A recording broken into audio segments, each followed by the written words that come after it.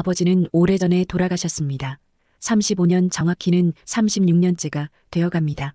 제가 20을 갓 넘긴 나이에 아버지는 50을 채 넘기지 못하고 세상을 떠나셨습니다. 그때 저는 몰랐습니다. 아버지가 돌아가신 뒤 더 긴 시간이 시작될 거라는 걸. 아버지가 없는 35년이 아버지가 있던 시간보다 훨씬 더 길고 복잡한 감정으로 채워질 거라는 걸. 지금 엄마는 80을 훨씬 넘겼습니다. 82살 머리는 완전히 하얗게 새셨지만 목소리만큼은 여전히 또렷합니다. 우리 자식들은 모두 중년이 되었습니다. 막내도 40을 훌쩍 넘겼고 저는 이제 50을 바라봅니다. 결혼도 다 했고 아이도 다 키웠습니다. 저마다의 삶을 살고 있습니다. 그런데 이상한 일이 있습니다. 명절만 되면 우리 집안의 시계는 멈춰버립니다. 아니, 거꾸로 돌아갑니다. 35년 전, 아니, 40년 전, 50년 전으로. 길게 이어지는 침묵. 그리고 그때마다 아버지가 돌아옵니다. 말로 기억으로 원망으로. 제 아버지는 평범한 시골 농부였습니다. 아니, 평범하다는 말도 맞지 않네요. 평범하지도 그렇다고 특별하지도 않은 사람이었습니다. 그냥 그 시대. 많은 아버지들처럼 별로 좋지도 나쁘지도 않게 사셨던 분. 하지만 엄마의 기억 속 아버지는 다릅니다. 엄마의 이야기 속에서 아버지는 항상 부족한 사람입니다. 항상 무언가를 못해준 사람입니다. 항상 엄마를 힘들게 한 사람입니다. 잠시 정적. 저도 아버지를 좋아했던 건 아닙니다. 솔직히 말하면 아버지는 좋은 아버지가 아니었습니다. 일을 열심히 하시는 것도 아니었고 자식들에게 살갑게 대하시는 것도 아니었습니다. 술을 좋아하셨고 담배를 달고 사셨고 엄마와 자주 싸우셨습니다. 저는 장녀였습니다. 그래서 더 많은 걸 봤고 더 많은 걸 기억합니다. 엄마가 밤늦게 논밭에서 돌아와 부엌에서 우는 모습도 봤고 아버지가 술 취해서 소리 지르는 모습도 봤습니다. 동생들 밥 먹이고 빨래하고 청소하는 것도 제 몫이었습니다. 가난했습니다. 늘 뭔가 부족했습니다. 다른 집 아이들처럼 새 옷을 입어본 적도 별로 없고 용돈을 받아본 기억도 거의 없습니다. 명절에 떡 한 조각, 그게 저희에게는 큰 기쁨이었습니다. 하지만 그보다 더 힘들었던 건 집안의 분위기였습니다. 아버지와 엄마가 하루가 멀다 하고 싸우셨습니다. 큰 소리, 날카로운 말들, 때로는 물건이 깨지는 소리까지. 저는 그게 가장 무서웠습니다. 가난은 참을 수 있었지만 그 긴장감은 참기 어려웠습니다. 아버지가 아프시다는 걸 안 건 이미 너무 늦었을 때였습니다. 아버지는 평소에도 기침을 많이 하셨습니다. 담배를 워낙 많이 피우셨으니까요. 그리고 감기를 달고 사셨습니다. 저희는 또 감기 신뢰하고 대수롭지 않게 여겼습니다. 엄마도 그러셨습니다. 그런데 아버지의 몸이 점점 말라가기 시작했습니다. 밥을 드시는데도 살이 빠지고 허벅지가 앙상해지고 얼굴이 창백해졌습니다. 밤에는 이상한 신음소리를 내시며 주무셨다고 합니다. 내레이션의 목소리가 낮아진다. 하지만 아무도 크게 신경 쓰지 않았습니다. 아버지는 평소에도 건강에 무관심하셨고 병원 가는 걸 극도로 싫어하셨습니다.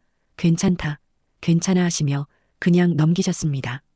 엄마도 아버지에게 크게 관심이 없으셨던 것 같습니다. 한 이불 속에서 주무시면서도 엄마는 아버지가 밤마다 신음하는 걸 모르셨대요. 아니, 알았지만 대수롭지 않게 여기셨을지도 모릅니다. 그만큼 두 분 사이는 멀어져 있었습니다. 결국 아버지가 쓰러지셨습니다. 논에서 일하시다가 그대로 주저앉으셨다고 합니다. 이웃 어르신이 발견하고 연락을 주셔서 급하게 병원으로 모셨습니다. 검사 결과는 충격적이었습니다. 폐암 말기 이미 간으로, 뼈로 여기저기 전이된 상태. 의사 선생님은 조용히 말씀하셨습니다. 이제 몇 달 남지 않으셨습니다. 그때 저는 21살이었습니다. 시집도 가기 전이었고 취직 준비를 하던 중이었습니다. 동생들은 더 어렸습니다. 우리는 아버지가 돌아가신다는 게 실감이 나지 않았습니다. 엄마는 울지 않으셨습니다. 그냥 무표정하게 앉아 계셨습니다. 알았어요 하고 짧게 대답하시고 그게 끝이었습니다. 저는 그때 엄마가 이상하다고 생각했습니다. 남편이 죽어간다는데 왜 저렇게 담담하실까? 하지만 지금 돌이켜 생각해보면 엄마도 복잡하셨을 것 같습니다. 슬픔, 안도, 분노, 죄책감. 그 모든 게 한꺼번에 밀려왔을 테니까요. 아버지는 석 달을 버티셨습니다. 의사 선생님 말씀대로 정확히 석 달 만에 돌아가셨습니다. 그 석 달 동안 저는 아버지를 이전보다 더 자주 봤습니다. 병원에 면회를 갔으니까요. 아버지는 점점 작아지셨습니다. 키가 큰 분이셨는데 병상에 누워 계시니 아주 작아 보였습니다. 말수도 적어지셨습니다. 원래도 말이 없으신 편이었지만 병을 앓으시면서는 거의 말을 하지 않으셨습니다. 한 번은 제가 병실에 혼자 있을 때가 있었습니다. 엄마는 잠깐 집에 다녀오시고 동생들은 학교에 있었습니다. 병실에는 아버지와 저 단둘이었습니다. 아버지가 저를 보며 말씀하셨습니다. 지은아, 그게 아버지가 제 이름을 부른 마지막이었습니다. 저는 네, 아버지하고 대답했습니다. 아버지는 한참을 입을 떼지 못하시다가 겨우 말씀하셨습니다. 미안하다, 아버지가 너한테 아무것도 해준 게 없네. 그 말을 하시면서 아버지의 눈에 눈물이 고였습니다. 저는 그때 뭐라고 대답해야 할지 몰랐습니다. 괜찮아요 라고 말하기에는 사실 괜찮지 않았습니다. 정말 아버지는 저에게 해준 게 별로 없었으니까요. 하지만 네, 미안하셔야죠 라고 말하기에는 제 가슴이 너무 아팠습니다. 그래서 저는 그냥 아버지 손을 잡았습니다. 아버지 손은 차갑고 앙상했습니다. 뼈만 남은 그 손을 잡으며 저는 생각했습니다. 아버지도 힘드셨겠구나. 평생 가난하게 살면서 가족 먹여 살리려고 애쓰면서 아버지도 외롭고 힘드셨겠구나. 그게 저와 아버지의 마지막 대화였습니다. 아버지의 장례식은 조용했습니다. 친척들이 몇 분 오셨고 마을 어르신들이 몇 분 오셨습니다. 아버지는 평소에 사람들과 어울리는 걸 좋아하지 않으셨기 때문에 조문객도 많지 않았습니다. 엄마는 상주로 앉아 계셨지만 울지 않으셨습니다. 그냥 무표정하게 조문객들에게 고개만 숙이셨습니다. 저는 엄마 옆에서 대신 울었습니다. 동생들도 울었습니다. 하지만 엄마는 끝까지 눈물 한 방울 흘리지 않으셨습니다. 장례를 치르고 나서 친척 한 분이 엄마에게 말씀하셨습니다. 형님, 이제 좀 편해지겠네요. 고생 많으셨어요. 그 말에 엄마는 아무 대답도 하지 않으셨습니다. 그냥 묵묵히 고개만 끄덕이셨습니다. 아버지가 돌아가시고 집은 이상하게 조용해졌습니다. 아버지는 원래 말이 많은 분이 아니셨지만 그래도 아버지가 계시면 뭔가 존재감이 있었습니다. 아버지의 기침소리, 아버지의 발소리, 아버지의 신문 넘기는 소리. 그런 것들이 사라지니 집이 텅 빈 것 같았습니다. 엄마는 평소처럼 일을 하셨습니다. 논에 나가시고 밭일을 하시고 집안일을 하셨습니다. 달라진 게 있다면 엄마가 훨씬 부지런해지셨다는 것입니다. 새벽부터 밤늦게까지 쉬지 않고 일을 하셨습니다. 한 번은 제가 물어봤습니다. 엄마, 너무 무리하시는 거 아니에요? 엄마는 대답하셨습니다. 일을 해야 정신이 있지. 가만히 있으면 자꾸 생각이 나서 안 돼. 그때 저는 물었습니다. 아버지 생각이 나세요? 엄마는 잠시 침묵하시다가 고개를 저으셨습니다. 아니, 그게 아니라 그냥 지나온 세월이 생각나는 거야, 허무하게. 그렇게 시간이 흘렀습니다. 1년, 2년, 5년, 10년 저는 결혼을 했고 동생들도 차례로 결혼을 했습니다. 아이들도 태어났습니다. 우리 각자의 삶이 시작되었습니다. 엄마는 혼자 사셨습니다. 우리가 같이 살자고 했지만 엄마는 거절하셨습니다. 난 혼자 사는 게 편해. 너희는 너희 살림 잘 꾸려 하시며. 명절 때마다 우리는 엄마 집에 모였습니다. 처음에는 우리 형제들만 모였다가 점점 식구가 늘어났습니다. 사위가 생기고 며느리가 생기고 손주들이 생기고 작은 집이 북적북적해졌습니다. 그 시간 동안 아버지 이야기는 거의 나오지 않았습니다. 가끔 아버지가 살아계셨으면 하는 정도. 그것도 아주 가끔. 우리는 각자 바쁘게 살았고 과거보다는 현재에 집중했습니다. 엄마도 그러셨습니다. 아버지 이야기를 거의 꺼내지 않으셨습니다. 제삿날에도 기일에도 엄마는 담담하게 지내셨습니다. 어떤 감정도 드러내지 않으셨습니다. 그런데 몇 년 전부터 뭔가 달라지기 시작했습니다. 처음에는 별거 아니었습니다. 명절에 모여서 식사를 하는데 엄마가 갑자기 말씀하셨습니다. 너희 아버지 말이야, 젊을 때는 일도 안 하고 술만 마셨다니까. 갑작스러운 말이었습니다. 우리는 잠시 멈칫했습니다. 하지만 큰 문제는 아니라고 생각했습니다. 엄마가 옛날 생각나셨나 보다 정도로 넘겼습니다. 그런데 그게 끝이 아니었습니다. 조금 뒤에 또 말씀하셨습니다. 그때 내가 얼마나 고생했는지 몰라. 애들은 5이나 되는데 그 사람은 돈도 안 벌어오고. 우리는 애매한 표정으로 앉아 있었습니다. 사위와 며느리도 자리에 있었습니다. 그들은 아버지를 본 적이 없습니다. 아버지가 어떤 분인지, 어떻게 사셨는지 전혀 모릅니다. 그날 이후로 명절 때마다 그 이야기가 나오기 시작했습니다. 처음에는 한두 마디였는데 점점 길어졌습니다. 5분, 10분, 15분 식사 시간의 절반 이상을 아버지 이야기로 채웠습니다. 하지만 그 이야기는 추억이 아니었습니다. 흉이었습니다. 아버지가 얼마나 게으르셨는지, 얼마나 무책임하셨는지, 얼마나 엄마를 힘들게 하셨는지 그런 이야기뿐이었습니다. 어느 순간부터 동생들도 그 이야기에 합류하기 시작했습니다. 맞아요. 엄마 저 기억나요. 아버지가 일하면서 소리 지르던 거. 맞아, 맞아. 그리고 마음에 안 들면 욱하시고 무서웠잖아. 저는 그 이야기를 들으며 당황했습니다. 둘째와 셋째는 아버지가 돌아가셨을 때 중학생이었습니다. 그런데 마치 모든 걸 다 기억하는 것처럼 말하고 있었습니다. 그리고 그 기억들은 정확하지 않았습니다. 동생들이 말하는 어떤 장면들은 제 기억과 달랐습니다. 시기가 다르거나 상황이 다르거나 심지어 없었던 일도 있었습니다. 하지만 동생들은 확신에 차서 말했습니다. 더 심각한 건 그 이야기들이 점점 부풀려지고 있다는 것이었습니다. 처음에는 아버지가 술을 좀 드셨다였는데 나중에는 아버지가 매일 술에 취해서 집에 왔다가 되었습니다. 가끔 소리를 지르셨다가 항상 화를 내셨다가 되었습니다. 그리고 사위들과 며느리들이 그 자리에 있었습니다. 그들은 우리 아버지를 모릅니다. 아버지가 어떤 분인지, 어떤 삶을 사셨는지 전혀 모릅니다. 그런데 그들 앞에서 우리는 아버지의 흉을 보고 있었습니다. 저는 얼굴이 화끈거렸습니다. 부끄러웠습니다. 제 아버지가, 제 가족이 이렇게 이야기되는 게 견딜 수 없었습니다. 어느 추석날이었습니다. 그날도 엄마는 아버지 이야기를 시작하셨습니다. 그리고 동생들이 거들었습니다. 저는 참고 있었습니다. 하지만 한계가 왔습니다. 엄마가 말씀하셨습니다. 그 사람은 진짜 가장 노릇을 못했어. 돈도 안 벌어오고 애들 신경도 안 쓰고. 그때 막내 동생이 말했습니다. 맞아요. 저 한 번은 아버지한테 맞은 적도 있어요. 저는 그 말에 반응했습니다. 야, 그건 아니잖아. 아버지가 너 때린 적 없어. 아니에요. 언니 있었어요. 초등학교 때. 아니야, 내가 다 기억해. 아버지는 우리 때린 적 없어. 엄마가 끼어드셨습니다. 있었어. 내가 모를 뿐이지. 엄마, 저 장녀예요. 제가 제일 오래 봤어요.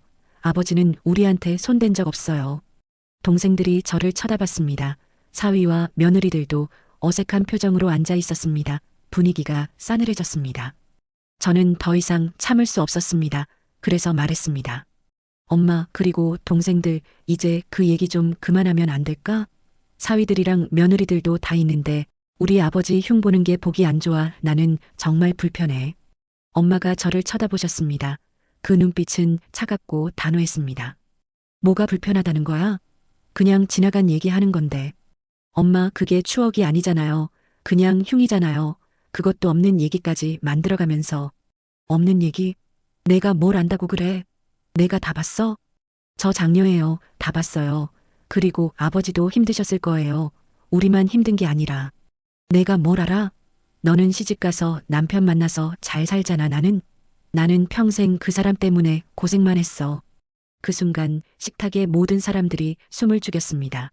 엄마의 목소리에는 수십 년 묵은 원망이 담겨 있었습니다. 너희는 몰라. 내가 얼마나 서러웠는지. 남들은 다 잘 사는데 우리만 가난하게 살았잖아. 그게 다 누구 때문이야? 그 사람이 일을 안 해서지. 엄마, 근데 그래도 우리 앞에서만 하면 안 돼요? 사위들이랑 며느리들은 아버지도 모르는데 계속 이런 얘기 들으면 우리가 민망해요. 민망해? 내가 민망해? 나는 평생 민망하게 살았어. 남편 잘못 만나서. 저는 할 말을 잃었습니다. 엄마의 분노가, 엄마의 원망이 이렇게 컸는지 처음 알았습니다. 그날 식사는 어색하게 끝났습니다. 아무도 말이 없었습니다. 저는 부엌으로 가서 설거지를 시작했습니다. 동생 하나가 따라 들어왔습니다. 언니, 왜 그랬어? 엄마 기분 상하시잖아.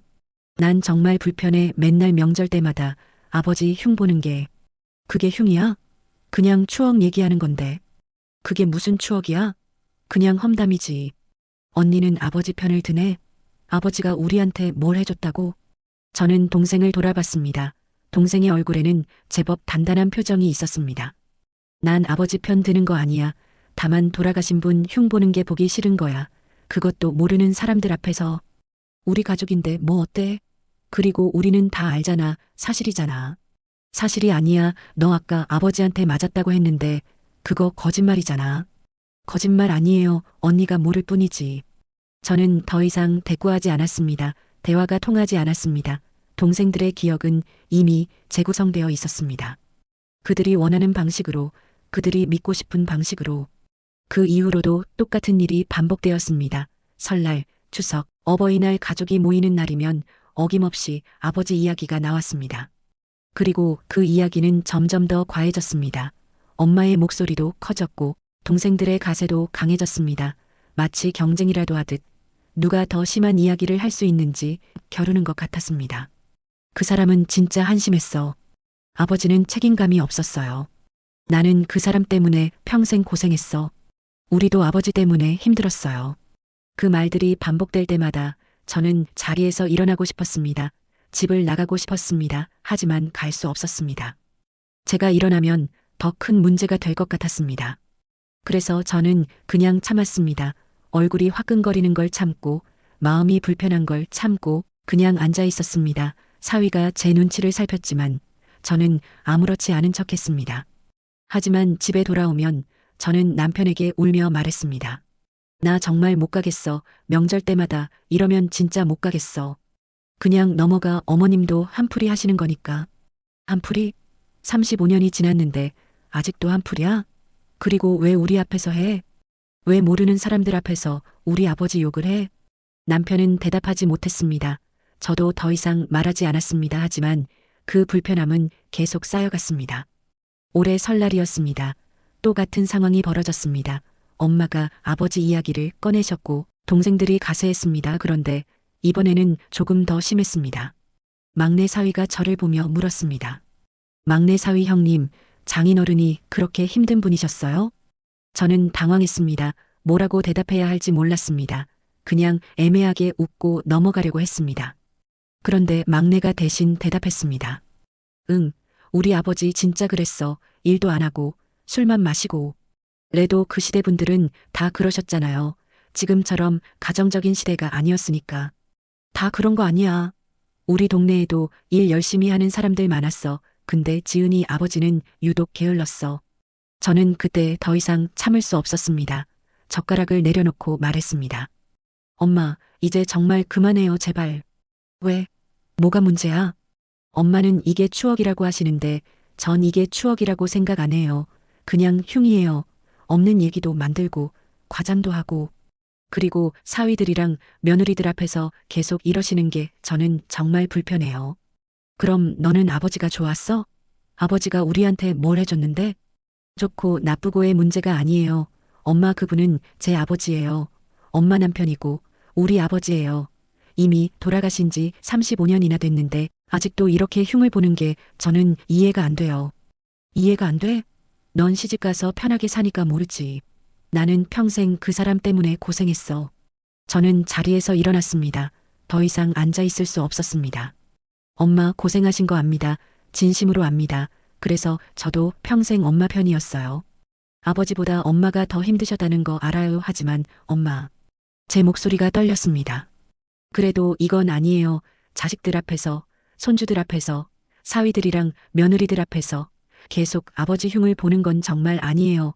제 얼굴에 침 뱉는 거예요. 그분이 제 아버지인데 저는 뭐가 되는 거예요? 그럼 내가 방에 들어가든지 하면 되잖아. 그 말에 제 가슴이 철렁 내려앉았습니다. 뭐라고요? 듣기 싫으면 알아서 하라고. 나는 내 얘기할 거야. 이게 내 추억이야. 동생들도 거들었습니다. 언니, 왜 이래? 우리 얘기 좀 하면 어때? 맞아, 우리도 형제끼리 옛날 얘기하고 싶어. 옛날 얘기? 그게 옛날 얘기야? 아버지 흉 보는 게 옛날 얘기야? 그리고 너희가 얘기하는 거 들어보면 5분도 안 걸려. 아버지 욕으로 시작해서 아버지 욕으로 끝나잖아. 동생들이 발끈했습니다. 그럼 언니는 아버지가 완벽했다고 생각해? 완벽하다는 게 아니야. 다만 이렇게까지 할 필요는 없다는 거지.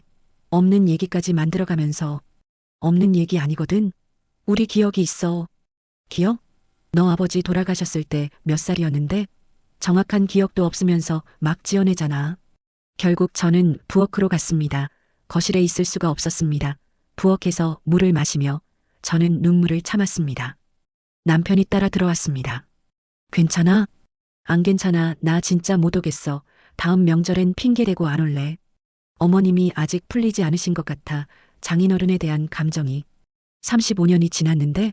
35년이나 지났는데 아직도 안 풀려?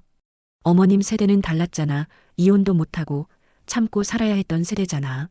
어쩌면 평생 참았던 게 이제야 나오는 걸지도 몰라. 그래도 이건 아니잖아. 우리 앞에서는 하지 말았어야지. 적어도 사위들이랑 며느리들 앞에서는. 저는 창밖을 바라봤습니다.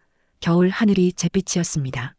나도 엄마가 고생하신 거 알아. 정말로 알아. 내가 제일 많이 봤으니까. 하지만 엄마는 왜 하필 지금 이러시는 걸까?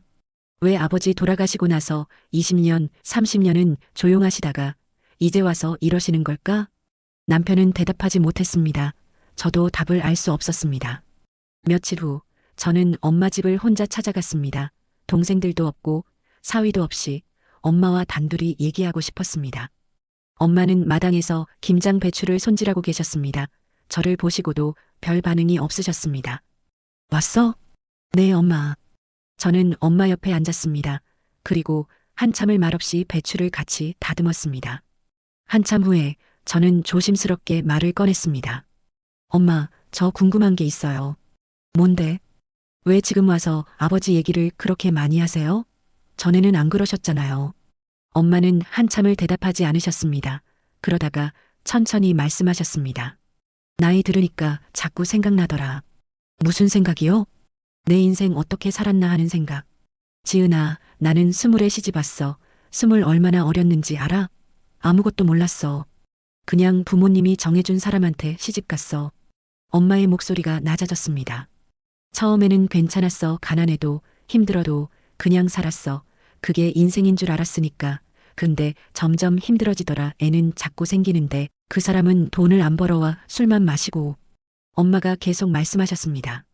남들은 점점 잘 살아지는데 우리만 제자리야. 아니, 제자리도 아니고. 뒤로 가더라. 나는 매일 일했어. 새벽부터 밤까지 애들 먹이고 학교 보내고 논밭 일하고. 근데 그 사람은 뭐 했어? 술 마시고 담배 피우고 동네 사람들이랑 놀고. 엄마의 목소리에 원망이 섞였습니다. 한 번은 내가 아파서 누워 있었어. 감기가 심하게 걸려서. 근데 그 사람이 뭐라고 했는지 알아? 밥은 누가 차려 그러더라. 내가 아픈 것보다 밥이 중요한 거야. 그때 내가 생각했어. 아, 이 사람은 나를 사람으로 안 보는구나. 그냥 일하는 기계로 보는구나. 그 생각이 드니까 너무 서럽더라. 저는 처음 봤습니다. 엄마가 아버지 얘기를 하면서 우는 모습을. 명절 때는 화가 난 표정이었는데 지금은 슬픈 표정이었습니다. 지은아, 나는 평생 참고 살았어. 이혼도 못하고. 그 시절에 어떻게 이혼을 해? 애들은 5이나 되는데. 그냥 참고 살았어. 이 갈고. 엄마가 저를 봤습니다. 그런데 그 사람이 죽었잖아. 죽고 나니까 이상하게 더 화가 나더라. 살아있을 때는 참았는데 죽고 나니까 참을 필요가 없잖아. 그래서 말하는 거야. 이제라도. 저는 엄마의 말을 듣고 복잡한 감정이 들었습니다. 이해가 됐습니다. 엄마의 평생 쌓인 분노가 이제야 터져나오는 것이. 하지만 동시에 여전히 불편했습니다. 엄마 마음은 이해해요. 정말로. 근데 그래도 우리 앞에서는 하지 말았으면 좋겠어요. 특히 사위들이랑 며느리들 앞에서는. 왜? 그 사람들도 우리 가족이잖아. 가족이긴 한데 그 사람들은 아버지를 모르잖아요. 아버지가 어떤 분인지, 어떻게 사셨는지. 그런데 엄마가 하시는 얘기만 들으면 아버지가 정말 나쁜 사람처럼 보여요. 나쁜 사람 맞잖아. 엄마. 아니, 뭐가 틀렸어? 가장 노릇 못한 게 사실이잖아. 저는 한숨을 쉬었습니다. 엄마, 아버지도 힘드셨을 거예요. 가난한 거 아버지 탓만은 아니잖아요. 그 시대가 다 힘들었잖아요. 농사지어서는 돈을 못 벌었고 도시로 나가자니 기술도 없었고. 아버지도 나름대로 애쓰신 거 아니에요? 애쓰긴 술 마시는 게 애쓴 거야? 엄마, 아버지는 이제 안 계세요. 돌아가신 지 35년이나 됐어요. 이제 좀 내려놓으시면 안 돼요? 못 내려놔. 평생 참고 살았는데 이제라도 말 못하면 나는 언제 말해? 저는 동생들에게 전화를 했습니다. 엄마와 얘기한 것을 전하고 동생들의 생각도 듣고 싶었습니다. 언니 왜? 너 명절 때 아버지 얘기하는 거 어떻게 생각해? 뭐가? 사위들이랑 며느리들 앞에서 계속 아버지 흉보는 거 너는 불편하지 않아? 글쎄, 나는 별로 안 불편한데 사실이잖아. 아버지가 진짜 그랬잖아. 그래도 그렇지 모르는 사람들 앞에서까지. 언니 그 사람들도 이제 우리 가족이야. 그리고 솔직히 언니만 유난 떠는 거 아니야? 다들 별로 신경 안 쓰는데. 저는 막혔습니다. 제가 유난을 떠는 걸까? 셋째에게도 전화했습니다. 언니, 나는 오히려 엄마가 그러시는 게 좋던데. 뭐가 좋아? 엄마가 평생 참고 사셨잖아. 이제라도 한풀이 하시는 게 나치 속에 담아두면 병 되잖아. 근데 그게 추억이라고 부를 수 있는 건가? 추억이지. 뭐 우리 어릴 때 얘기니까. 근데 너희가 하는 얘기 중에 없는 것도 있잖아. 부풀리는 것도 있고. 없는 거 아니거든. 내 기억이야. 너 그때 겨우 중학생이었어. 정확한 기억이 있을 리가 없잖아. 언니는 왜 맨날 내 기억을 부정해? 나도 기억나는 게 있어. 저는 깨달았습니다. 우리 가족은 기억의 전쟁을 하고 있다는 걸. 엄마의 기억, 동생들의 기억, 그리고 제 기억 모두 같은 과거를 보고 있지만 전혀 다른 이야기를 하고 있었습니다. 엄마는 평생의 원망을 기억합니다. 가난, 무관심, 술, 싸움 그것만 기억하십니다. 아버지의 다른 모습은 기억하지 않거나 기억하고 싶지 않으신 겁니다. 동생들은 단편적인 장면들을 기억합니다. 아버지가 소리 지르던 것, 술 마시던 것. 그런데 그 기억들은 시간이 지나면서 점점 커지고 변형되고 때로는 없던 것까지 만들어집니다. 그리고 저는 더 복잡한 기억을 갖고 있습니다. 나쁜 기억도 있지만 다른 기억도 있습니다. 아버지가 논에서 일하시던 모습 더운 여름날 땀을 뻘뻘 흘리며 일하시던 모습 그것도 아버지였습니다. 아버지가 제 졸업식에 오셨던 건 말은 없으셨지만 뒤에 서서 지켜보시던 모습 그것도 아버지였습니다. 아버지가 마지막으로 병상에서 제 손을 잡으시며 미안하다 하시던 것 그것도 아버지였습니다. 하지만 그 기억들은 명절 식탁에서 나올 수 없습니다. 엄마와 동생들의 기억이 너무 강하니까요. 그들의 분노가 너무 크니까요. 어느 날 밤 남편이 저에게 물었습니다. 당신 명절 때마다 힘들어 보여. 어머님 댁 가는 게 그렇게 싫어? 싫은 게 아니라 불편한 거야. 아버님 얘기 때문이지? 응. 근데 나는 솔직히 잘 모르겠어. 내가 장인어른을 못 뵀으니까. 어머님 말씀만 들으면 정말 힘든 분이셨나 보다 싶기도 하고. 저는 그 말에 가슴이 철렁했습니다. 당신도 그렇게 생각해? 어머님이 그렇게 말씀하시는데 거짓말은 아니잖아. 근데 그게 전부는 아니야. 아버지도 나름대로 애쓰셨어. 다만 그 시대가 다 그랬던 거고 가난한 게 아버지 탓만은 아니었고. 그래도 어머님이 그렇게 힘드셨으면 뭔가 문제가 있었던 거 아니야? 저는 깨달았습니다. 사위의 시선은 이미 결정되어 있다는 것을 엄마의 이야기만 듣고 아버지를 모르니까 아버지는 나쁜 사람으로 각인되어 있다는 것을. 그리고 그게 바로 제가 불편한 이유였습니다. 아버지를 변호할 수 없는 상황, 아버지의 다른 모습을 보여줄 수 없는 상황. 그냥 일방적으로 아버지가 욕을 먹는 상황. 더 심각한 건 손주들이었습니다. 명절 때 손주들도 자라면서 이제는 어른들의 대화를 이해하기 시작했습니다. 어느 추석날 제 딸아이가 저에게 물었습니다. 엄마, 외할아버지는 나쁜 사람이었어? 저는 깜짝 놀랐습니다. 왜 그렇게 생각해? 외할머니가 계속 그러시잖아. 외할아버지가 일도 안 하고 술만 마셨다고. 아니야, 외할아버지는 나쁜 사람이 아니었어. 그럼 왜 외할머니는 그렇게 말씀하세요? 저는 어떻게 설명해야 할지 몰랐습니다. 8살 아이에게 어떻게 어른들의 복잡한 감정을 설명할 수 있을까요? 그건 외할머니가 힘드셨던 거야. 외할아버지 탓은 아니고. 그럼 누구 탓이에요? 탓이 있는 게 아니라 그냥 그 시대가 다 힘들었어. 딸은 이해하지 못한 표정이었습니다. 그리고 저도 제 설명이 부족하다는 걸 알았습니다. 더 무서운 건 손주들이 아버지를 나쁜 할아버지로 기억하게 된다는 것입니다. 아버지를 본 적도 없는 아이들이 오직 흉으로만 아버지를 알게 된다는 것입니다. 저는 생각했습니다. 왜 엄마 세대와 우리 세대는 이렇게 다를까?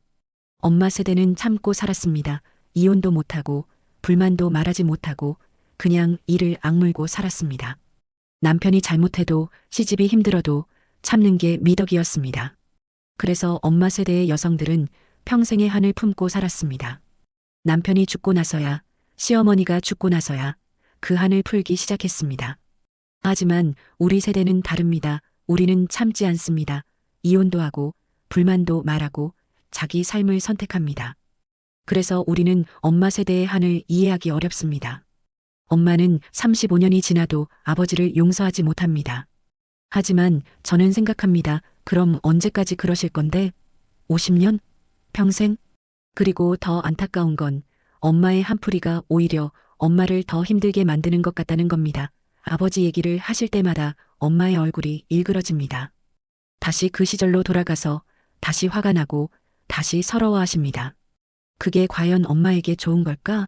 차라리 잊고 사시는 게 낫지 않을까? 이번 설날도 왔습니다. 저는 고민했습니다. 갈까 말까 하지만 결국 갔습니다. 안 갈 수는 없었습니다. 식탁에 앉았습니다. 떡국이 나왔습니다. 그리고 예상대로 엄마가 그 이야기를 시작하셨습니다. 너희 아버지 말이야. 저는 속으로 한숨을 쉬었습니다. 또 시작이구나. 하지만 이번에는 제가 끼어들었습니다. 엄마, 잠깐만요. 엄마, 아버지 얘기하시는 거 이해해요. 엄마가 힘드셨던 거 알아요. 근데 부탁이 있어요. 뭔데? 우리끼리 있을 때만 해요. 사위들이랑 며느리들은 자리 비켜줄게요. 그럼 엄마 마음껏 얘기하세요. 근데 사위들이랑 며느리들 앞에서는 제발 하지 말아요. 그게 무슨 차이야? 차이 있어요. 엄마 그 사람들은 아버지를 몰라요. 엄마 얘기만 듣고 판단하게 돼요. 그리고 손주들도 듣잖아요. 손주들이 외할아버지를 나쁜 사람으로만 알게 되는 게 저는 싫어요. 동생들이 저를 쳐다봤습니다. 사위들과 며느리들도 어색한 표정이었습니다. 하지만 저는 물러서지 않았습니다. 엄마 아버지도 사람이었어요. 완벽하지 않았지만 나름대로 살려고 애쓰셨어요. 엄마한테 잘못한 것도 많지만 그게 전부는 아니었어요. 제발 이제 좀 내려놓으세요. 엄마가 저를 오랫동안 쳐다보셨습니다. 그 눈빛은 복잡했습니다. 화도 있고 슬픔도 있고 그리고 어쩌면 조금의 후회도 있었습니다. 그리고 갑자기 엄마의 눈에서 눈물이 흘러내렸습니다. 저는 깜짝 놀랐습니다. 엄마가 우시는 걸 본 게 얼마 만인지 기억도 나지 않았습니다. 아버지 장례식 때도 안 우셨던 엄마가 지금 울고 계셨습니다. 지은아 나는 정말 힘들었어. 엄마의 목소리가 작아졌습니다. 평생 참고 살았어. 하고 싶은 말도 참고 하고 싶은 것도 참고 그냥 애들 키우는 게 전부였어. 근데 이제 나이 들고 보니까 내 인생이 뭐였나 싶어서 그래서 자꾸 그 얘기를 하게 돼. 내가 얼마나 힘들었는지 그 사람이 얼마나 날 힘들게 했는지 그 얘기라도 해야 내 억울함이 풀릴 것 같아서 저는 엄마 옆으로 가서 엄마를 안아드렸습니다. 엄마의 어깨가 작고 가벼웠습니다. 이렇게 작으신 분이 평생 그 무거운 짐을 지고 사셨구나. 엄마 미안해요. 엄마 마음을 이해 못해서. 아니야, 넌 잘못 없어. 내 말이 맞아. 나도 알아. 이제 그만해야 한다는 거. 그날 이후 조금씩 변화가 생겼습니다. 엄마는 여전히 가끔 아버지 이야기를 하십니다. 하지만 예전처럼 자주, 예전처럼 길게 하지는 않으십니다. 그리고 사위들이나 며느리들이 자리를 비켜주면 그때 우리끼리만 얘기하십니다. 동생들도 조금 자제하기 시작했습니다. 예전처럼 없는 얘기를 만들거나 과장하지 않습니다. 조금 더 조심스럽게 기억을 꺼냅니다. 그리고 저도 변했습니다. 엄마의 한풀이를 완전히 막을 수는 없다는 걸 받아들였습니다. 엄마 세대는 그렇게 살아왔으니까요. 평생 참았던 걸 이제라도 말하고 싶은 거니까요. 다만 우리가 할 수 있는 건 그 범위를 조금 조절하는 것, 모르는 사람들 앞에서는 자제하고 손주들 앞에서는 조심하는 것, 그 정도였습니다. 완벽한 해결은 아닙니다. 여전히 불편한 순간들이 있습니다. 하지만 예전보다는 낫습니다. 서로 조금씩 양보하고 조금씩 이해하려고 노력하니까요. 얼마 전 저는 혼자 아버지 산소에 다녀왔습니다. 명절도 기일도 아닌 날 그냥 갑자기 가고 싶어서 갔습니다. 산소는 조용했습니다. 아무도 없었습니다. 저는 아버지 묘비 앞에 앉았습니다. 아버지, 요즘 어떠세요? 저희는 다들 잘 지내고 있어요. 엄마도 건강하시고 동생들도 다들 가정 꾸려서 잘 살고 있어요. 아버지, 엄마가 요즘 아버지 얘기를 많이 하세요. 아버지가 얼마나 엄마를 힘들게 하셨는지 그런 얘기들요. 사실 저는 그게 좀 불편해요. 하지만 이제는 조금 이해가 돼요. 엄마도 힘드셨나 봐요. 평생 참고 사셨나 봐요. 그래서 이제라도 말하고 싶으신 거겠죠. 아버지는 이해하시죠? 저는 묘비에 손을 얹었습니다. 차가운 도라지만 왠지 따뜻한 기분이 들었습니다. 아버지, 저는 아버지를 미워하지 않아요. 완벽한 아버지는 아니셨지만 그래도 제 아버지였어요. 저를 낳아주시고 키워주셨잖아요. 비록 많은 걸 해주시진 못했지만 그래도 아버지는 아버지였어요. 그리고 아버지도 힘드셨을 거예요. 가난한 것도, 가족 먹여 살리는 것도, 엄마와의 관계도 다 힘드셨을 거예요. 아버지도 완벽한 사람이 아니었으니까요. 돌아오는 길, 저는 생각했습니다. 추억이라는 건 참 복잡한 것 같습니다. 어떤 사람에게는 아름다운 기억이지만 어떤 사람에게는 상처입니다. 어떤 사람에게는 한풀이의 도구이지만 어떤 사람에게는 부끄러움입니다. 엄마에게 아버지는 평생의 원망입니다. 하지만 저에게 아버지는 그냥 아버지입니다. 좋지도 나쁘지도 않은 그냥 제 아버지입니다. 그리고 이제는 알겠습니다. 엄마의 추억과 제 추억이 다를 수 있다는 걸. 같은 사람을 보고도 전혀 다른 감정을 느낄 수 있다는 걸. 엄마는 엄마의 방식대로 아버지를 기억하실 겁니다. 저는 제 방식대로 아버지를 기억할 겁니다. 그게 틀린 건 아닙니다. 그냥 다를 뿐입니다. 누군가의 추억이 다른 누군가에게는 상처가 됩니다. 하지만 그 상처조차도 이해하려고 노력하면 조금은 아물 수 있습니다. 엄마, 이제는 조금 편해지셨으면 좋겠습니다. 아버지도 이제는 용서해 주셨으면 좋겠습니다. 그리고 우리 모두 각자의 방식대로 과거를 기억하고 현재를 살아가면 좋겠습니다. 오늘도 평범한 하루가 지나갑니다. 어딘가에서 누군가는 옛 추억을 꺼내고 어딘가에서 누군가는 그 추억에 상처받습니다. 하지만 그게 가족입니다. 서로 다른 기억을 가지고도 함께 살아가는 것. 그게 바로 가족이라는 이름입니다. 이 이야기를 들어주셔서 감사합니다. 혹시 비슷한 고민을 하고 계신 분이 있다면 혼자 끙끙 앓지 마시고 가족과 대화해 보세요. 완벽한 해결은 없을 수 있지만 서로 이해하려는 노력만으로도 많은 게 달라질 수 있습니다. 부모님 세대의 한을 이해하되 우리의 불편함도 존중받을 권리가 있습니다. 그 균형을 찾는 게 쉽지 않지만 포기하지 마시고 계속 대화하세요. 다음에 또 찾아뵙겠습니다. 구독과 좋아요 부탁드립니다.